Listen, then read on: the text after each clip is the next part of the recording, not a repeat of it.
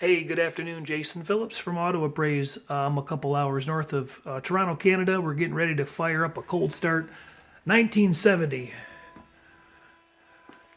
Charger RT. Engine's currently at 57 degrees, and the floor is at 52 degrees, 51 degrees, so it's cold, all right. All right, go ahead and fire it up, please.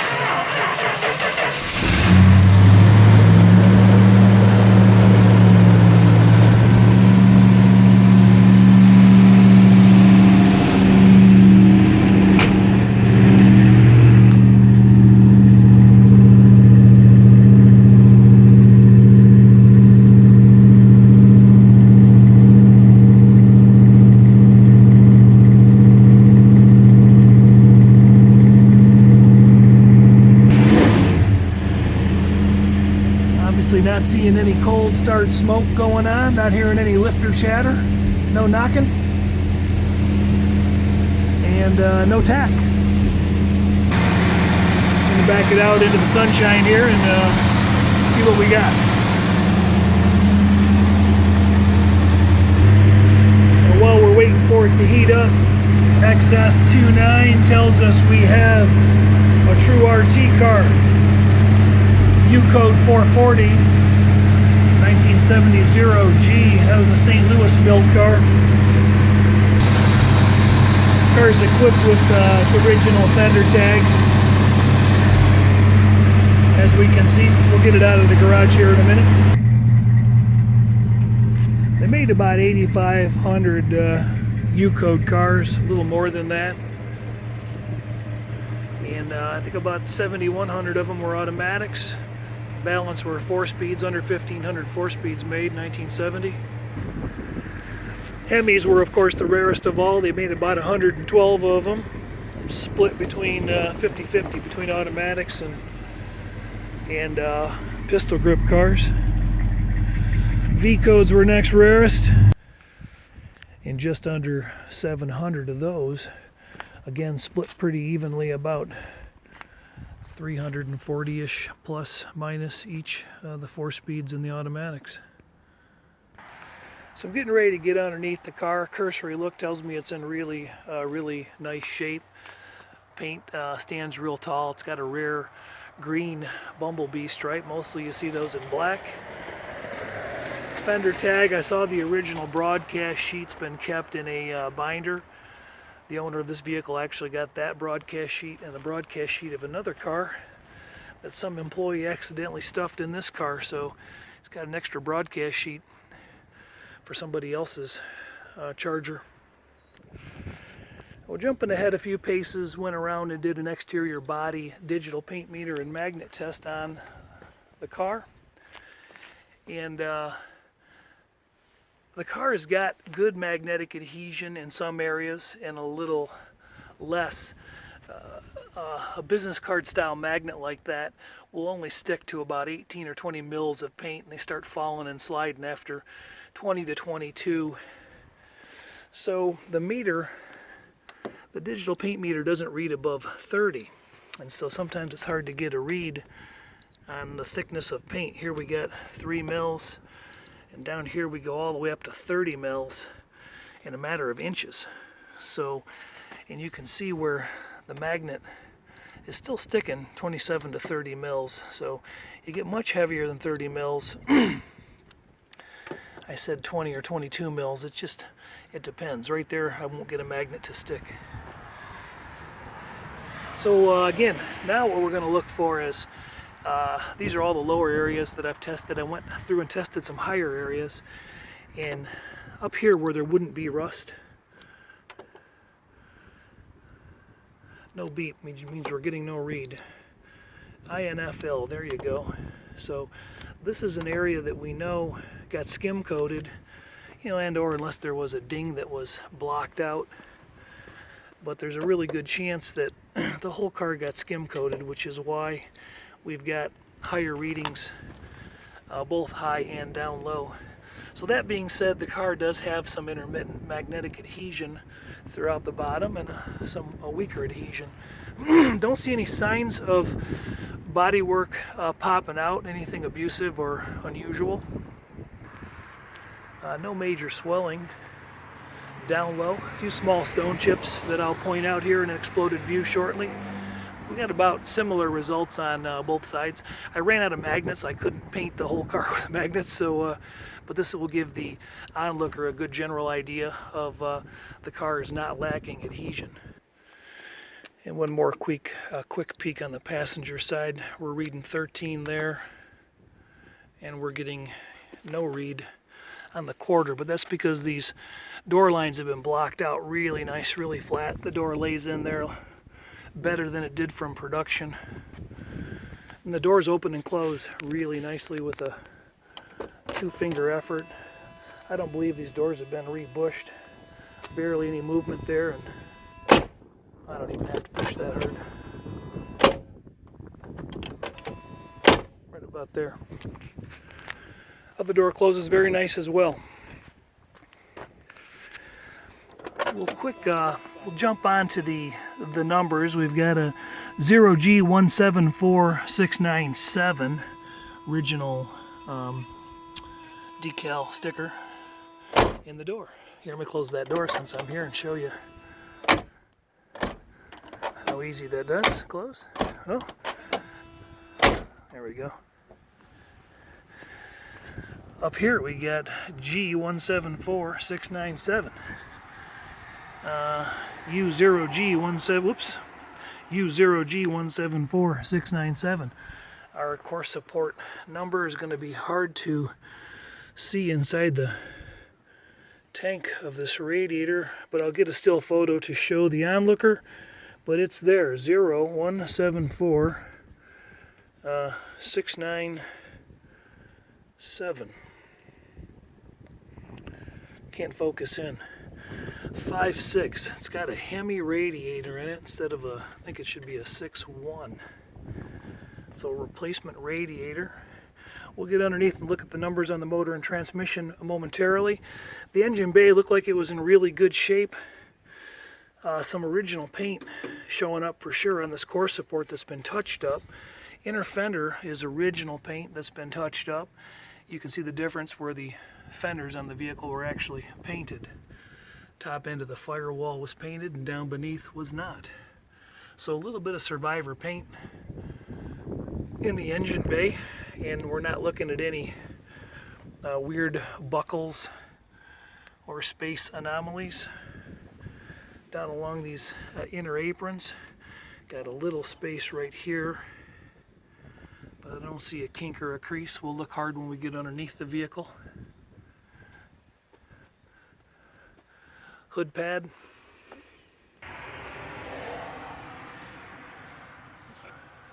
.440 engine. The engine bay looks to be in pretty good shape. The master cylinder's been changed.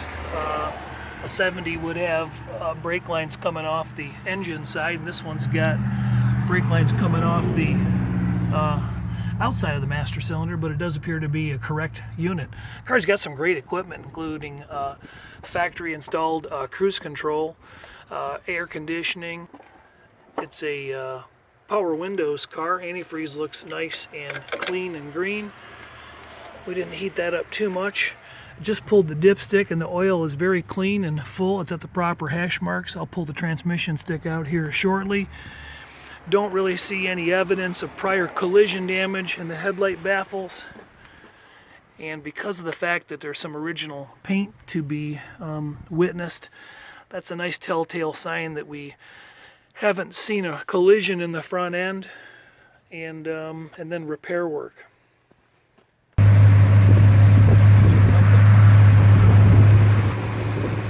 that again. Good, put them down. All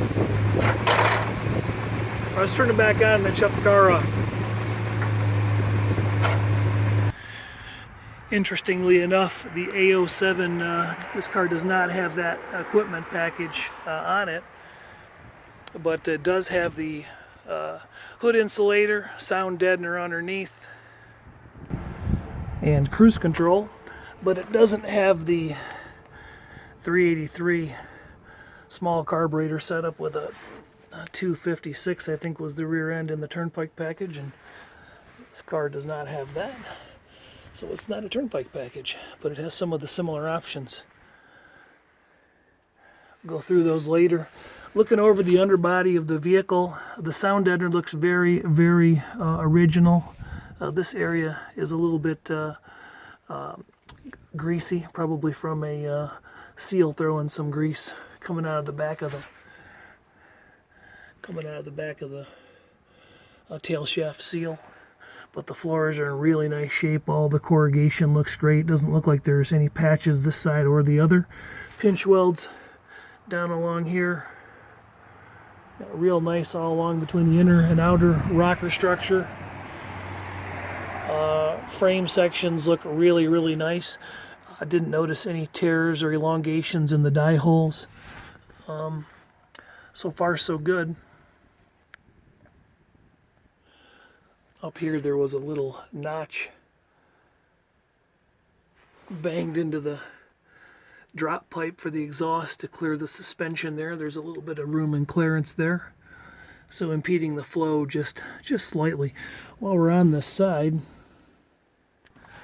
we'll see if I can get you a good reading here on the side of the 727. Amongst a little bit of seepage and grease stains is 0174. Let's hold still for a minute. 697. 0174 697. There it comes into view up here on the block.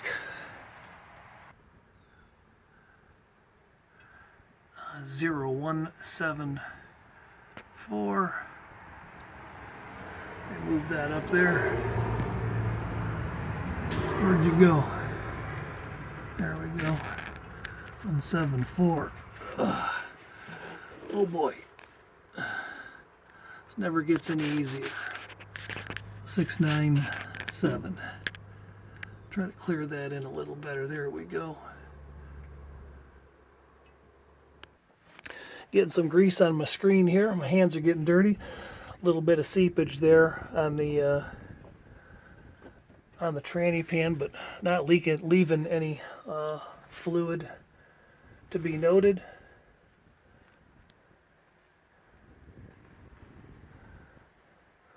And maybe a little seep there at the rear main, or possibly actually coming down from a valve cover is what it looks more like.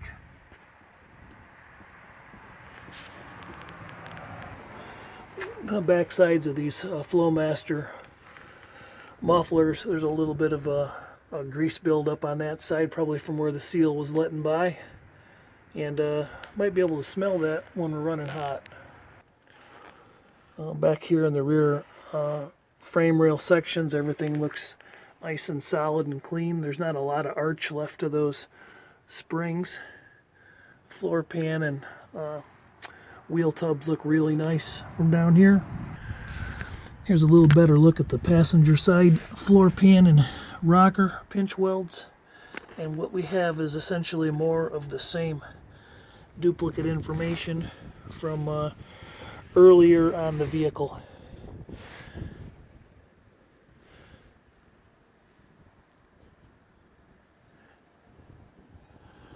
This video is being provided to a long-distance buyer who wanted to see the vehicle up close and get my opinion of what I'm seeing, along with a test drive and a body lift and a magnet test, and that's what we're getting ready to do here. Getting ready to go on a drive and go through the interior shortly. Jason Phillips from Auto Appraise, 800-301-3886 if you need inspection service like this. So far I have not sweet-talked the seller into lifting up the rubber seal to expose the rear body number, but give me some time, I'm working on it.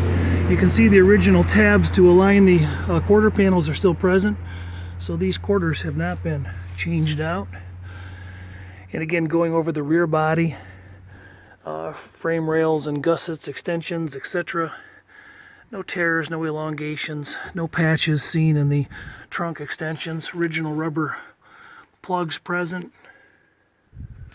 A little better look at the actual splash area.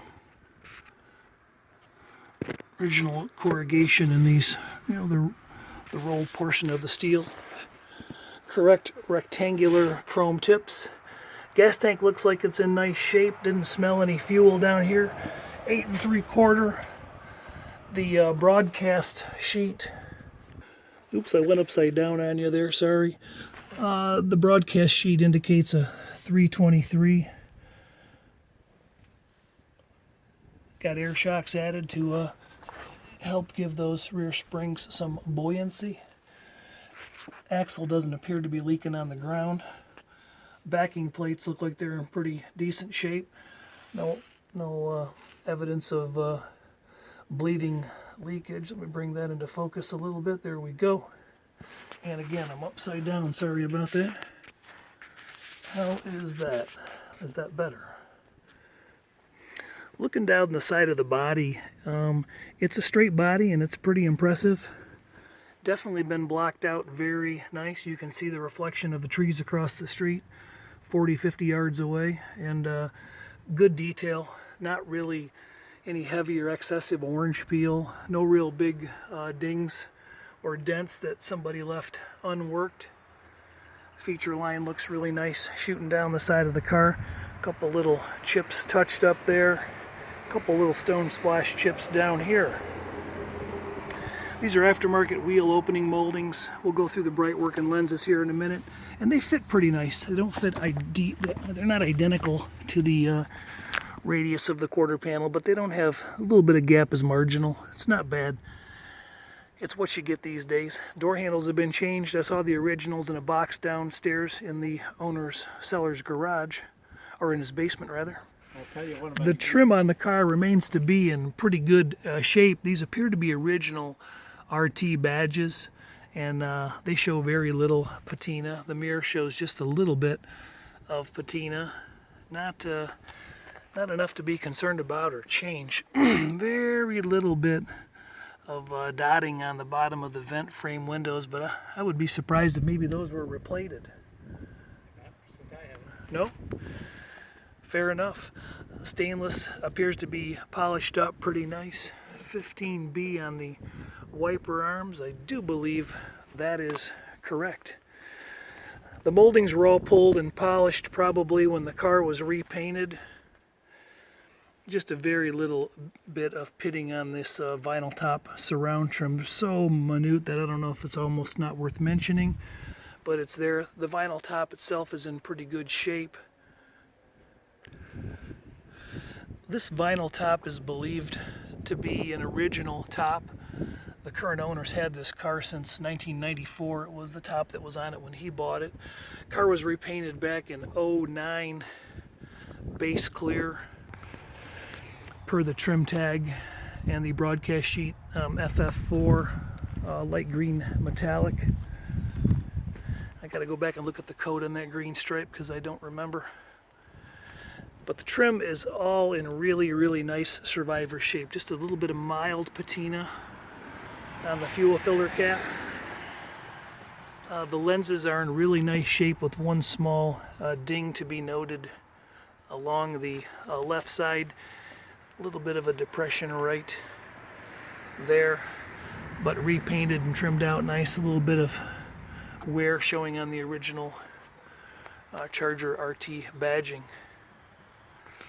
Now the owner of the car, he's a smart guy. He sent these original bumpers out and had them re-chromed. The finish still looks great. Little hairline scratch right there, less than 2 inches. But no obvious plating, fatigue, or issues. They fit the body nicely. Otherwise, extensions look nice. He marked those bumpers. And the front set up the same way. He scored the inside surfaces of the rears of the bumpers, so he knew he got his own bumpers back because he didn't want to be hogtied and get some aftermarket bumpers. And he did get his bumpers back. There's a few dead bugs on this front bumper, but I just rubbed off one of them and it cleaned up good. This bezel has been lightly restored and repainted. No broken egg crate or teeth. Nothing seems to be missing, and the headlight doors are operating as they should, as witnessed earlier. The red lines are BFG Silver Towns, 14-inch, and they're in great shape. Nibs are still present in the tread. I doubt they have 500 miles. Rally wheels were restored, painted on the inside in a little bit of a gloss black. These caps have a little bit of patina on them, but nothing to get too excited about. Rings are all in good shape all around the wheels, with no major curb scuff detected. Brake drums are painted red. It's a nice contrast. Finishing up on the trim, I'm going to hop back onto the front end because I skipped that when we were doing the underbody. Again, just a little bit of patina on the original Charger emblem. Jim Boggia, JimBoggiaMusic.com. I think that's his website. Great musician out of the Philadelphia area. He sang about his Charger he had in high school. Check it out. Quick peek at the passenger side wheels, and really nothing major to report. All right, let's go back over the front end again. Bottom of the core support hanging down is what you're looking at right now. No tears. Now maybe somebody has hooked a chain on this. It is sheet metal and pulled on this, maybe towing the car in, but it's definitely not what I would call collision damage, that's for sure. And some touch-up paint work done on it. Lower valance panel has been completely repainted. Again, some dead bugs, small chip in the bezel of the right marker light. This one looked pretty good. Back under the front end, dust shields are in place, original style calipers. The front end does not appear to be rebuilt. Maybe a serviced ball joint up there. Older tie rod ends and sleeves, and K-frame's been cleaned up. We'll pay attention on the test drive to see if we've got any contact noise between that exhaust and that suspension when we're making turns. Bottom of the oil pan's clean. A little bit of paint missing on the bottom edge of the motor. A little bit of grease buildup up there. This engine has not been it's not being reported as a rebuilt engine, by the way. Right here, there was a little bit of a chain down mark on that die hole, but not an essential tear, just a little bit of a stretch. Frame rails look really good up here in the front where they extend out as well.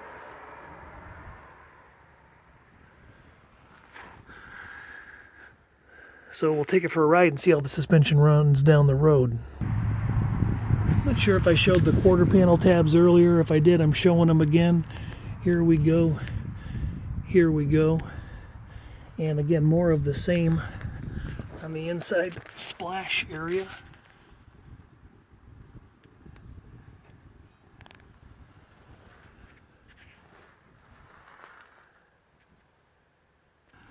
I did not shoot down the side of this car as I'm sitting here recalling.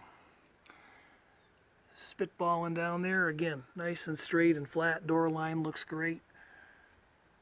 Fitment of the quarter to the door and door to the fender all looks very nice. Let's hit the trunk while we've got it open. Upon close examination, the floor structure looks very sound. Wheel tubs do not appear to have been rotted out. It's reported to be a California car originally, and haven't seen any evidence that it's not. Nice dry car. This has been touched up. A little bit of spray can action on the floor of the trunk. Original sound deadener up there in the quarter panels. Showing some of the original, oops, sorry about that lighting, pattern to the sound deadener. Mats likely been replaced. This inside trim covering up the taillights has got some typical cuts and marks in it. Little chunk missing right here where it screws down over the latch assembly. Original style spare and jack are mounted in place. And the wheel tub over here is in the same condition, so is the floor. We moved all this stuff over and I peeled this back just a little bit to see. Trunk jam's in really nice shape. Original spot welds are easily visible throughout. The back side of the deck lid Looks very nice as well. Skin lip is easily seen all the way along there. No rot or decay. No rot or decay, newer seal. Very nice trunk. So let's take a look at this reported survivor interior. First of all, it's got matching Charger door panels. That's an inside joke for Dave. I'll have to give you a link to this, Dave. But hey, the door panels are in really nice shape. A little bit of peeling on the carpet at the entrance point and underneath the mat, but other than that, the carpet seems to have survived really well. Car's sporting 73,761 miles, and those are reported to be original. That we are aware of. I saw this power window switch down in the basement with some extra parts, so we know that that's been serviced. Just a little bit of slight bowing in at the bottom of the door panel where the clips hold it in place. The seat has survived remarkably well. A little bit of thread pull on the seam and a little bit of split on this cushion from the weight going down. You can see it in a couple locations. There's one small cut on the back of this bucket. Other than that, the seat cushions themselves look really nice. The rear cushion doesn't have any excessive wear as well. There's a small cut right there on the top of the seat back. Sun fade to the package tray, a little bit of shrinkage on that headliner at the sail panels. Original perforated material in nice shape. The dome light was working, still is right now as a matter of fact. Ignition buzzer works. Let's pull that out. That's kind of annoying.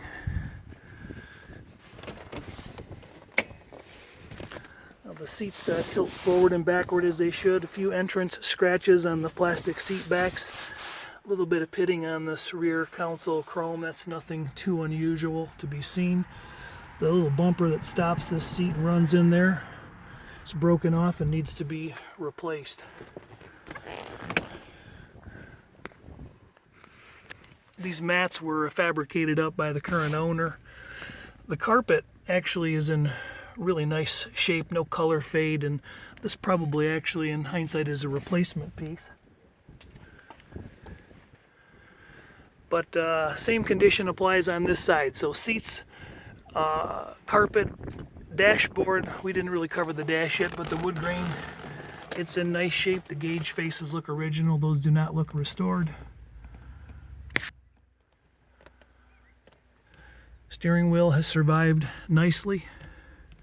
Can't authenticate the miles, but if I was a betting man, I'd say the miles are probably reported actual, and that's probably correct information. Lighters in place. Glove box opens up nicely. Gonna get it down off the blocks and take the car down the road. I didn't really talk about the quality of the paint, but it's very nice. I did a little bit earlier. The metallic flow out was really nice. There was no heavy modeling or any other issues to contend with. No real areas of gathering of metallic flakes. Didn't really see any obvious signs of overspray. And other than small nicks or road chips, really wasn't much of anything to report in terms of an exploded view on this vehicle. I'm going to let the owner drive up here because the rules are different in Canada, eh?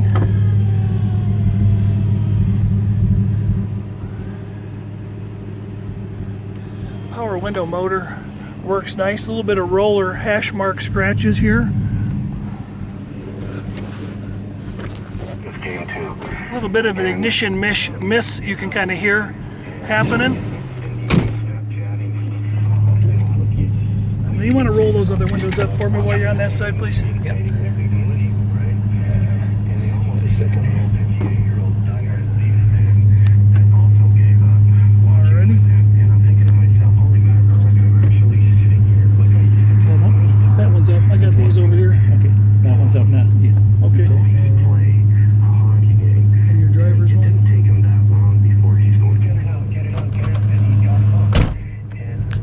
That's the one that... Alright, to be discussed, right? To be discussed. Wait a second. Okay. This is the one that's supposed to be fast. Okay. No, it's Not too gonna go. fast today, is it? No, it isn't. Out here you can see these roller marks a little more distinct in the vehicle.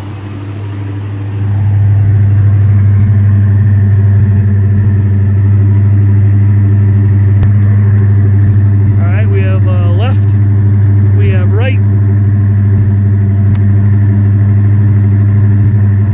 Brakes. Turn those off and just hit the brakes. Thank you. And then parking lights only. Ooh. Down front we got running lights. We got a turn signal. And we got a turn signal. We've already seen the headlights work. Wipers.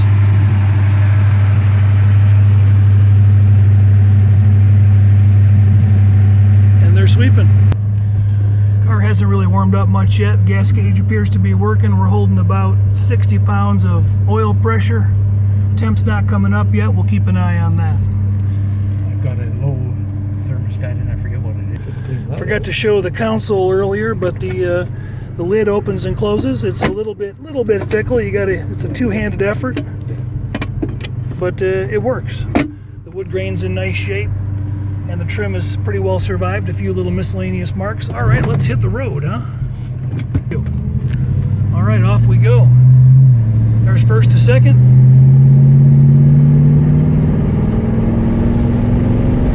There's second to third, nice smooth shift. I don't feel a shift kit. Speedometer was bouncing a little bit at first, a pinched cable probably, but we're up to about 55 now, and steering wheel looks to be holding pretty steady.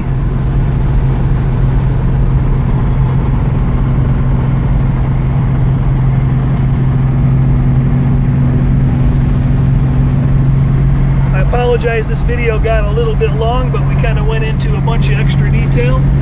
That's what the client was looking for before he makes the purchase on this car. And cruise control is working, foot off the pedals. Pretty cool. Pretty cool. So we might have a little bit of an issue with the power window switch. Radio's working. Let's kick the air up.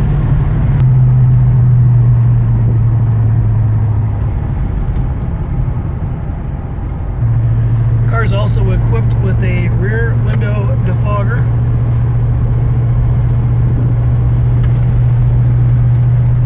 And you can hear the fan working, just barely.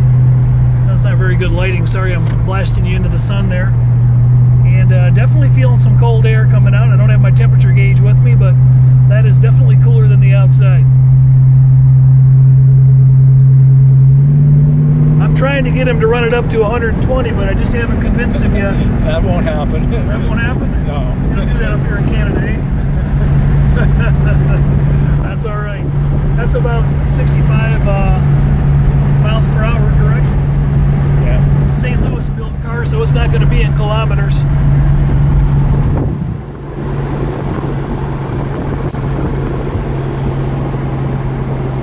Could you put the brakes on, but then maybe let your hand off the wheel a little bit? School bus coming, better not. Oh, school bus coming. I guess that's not a good idea. A little bit of pull just to the crown of the road, or? Yeah. Okay. It didn't seem too severe. These cars were very. The only mechanical work reportedly done on the car was way back 23 years ago when the owner bought it. They pulled the heads off, they added hardened valve seats, and at that time no ridge was felt in the cylinders, nothing elaborate, so the mechanic really felt that the miles were probably original to the motor. That's what's reported. So it's a pretty stock engine with the wear one would expect from 73,000 miles. Still haven't talked him into doing a burnout for me. I'm working on him though. You want to try the horn for me, please? I know it works, but let's show him. All right, thank you. Alternator bumps just a little bit slightly when we temperature is just starting to come up.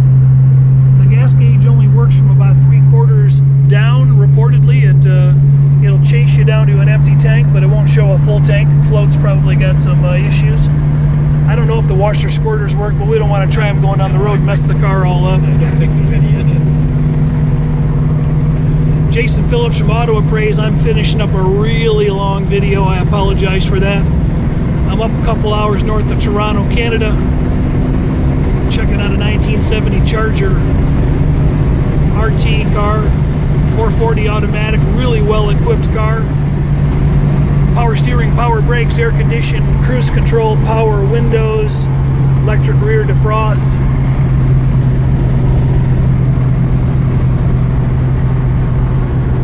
And it seems to be a really nice, solid, original Western car. That is what it was reported to be.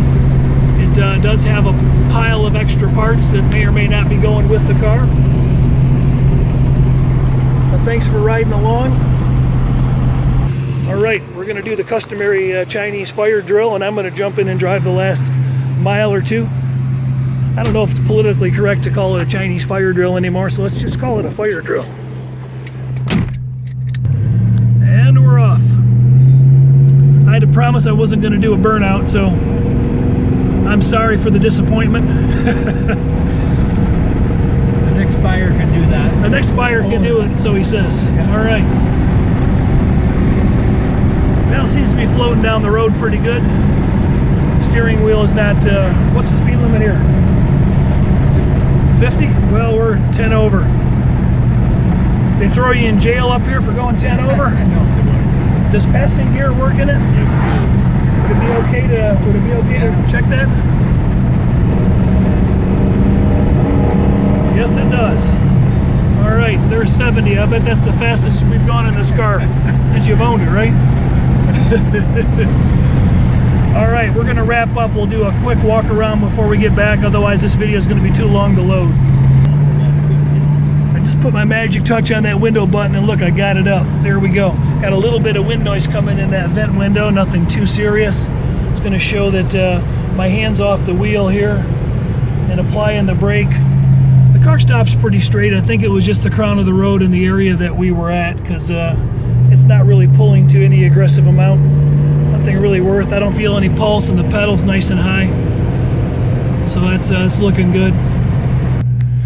Now that the owner went away, he's going to throw the wood back under the tires so we can do a quick summary. I like this car. It's not my favorite color combination, but I tell you, everything seems to work. The body is nice and straight. Definitely would look good at a car show. Great Survivor interior, so I do think the miles are probably appropriate and legitimate on this car. You gotta love a car where the emergency brake still works and the key buzzer works. These little aluminum panels were made to protect the vinyl on top of the door panel from the arm of the vent window, causing any damage. Those are not obviously OEM, by the way. So a few more photos around the vehicle and we're going to shut this down. Jason Phillips from Auto Appraise, I thank you for your patience. Back underneath the car, we went up in the air just to take a quick look underneath it. Little drip of oil right there in the center. But nothing pouring out of the vehicle. Can smell a little bit of that oil buildup on the back of the muffler like I had spoke about earlier. But other than that, no other anomalies are sensed. So maybe the valve cover gaskets and that rear seal on the tranny.